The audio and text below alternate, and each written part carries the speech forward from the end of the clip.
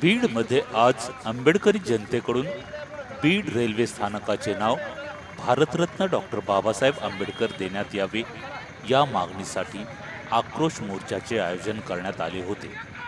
परंतु आंबेडकरी जनतेच्या भावनांना पोलीस प्रशासनाने वेठीस धरून अनेक कार्यकर्त्यांना नजरकैदेत ठेवण्याचे काम केले असा आरोप आक्रोश मोर्चासाठी उपस्थित आंबेडकरी जनतेने केला आहे।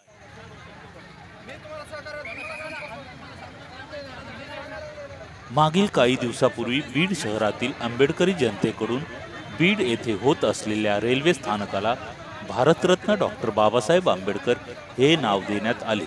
परंतु या नावाचे फलक व डॉक्टर बाबासाहेब आंबेडकर यांचा फोटो असलेला झेंडा पोलीस प्रशासनाकडून काढण्यात आला।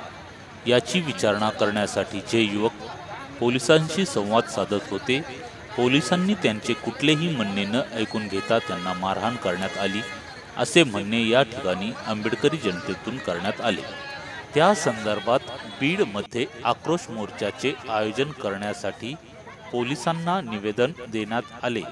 परंतु सुरुवातीला परवानगी देत आज महाराष्ट्राचे राज्यपाल हे बीड येथे येत असल्याने या मोर्चास अचानकपणे परवानगी नाकारून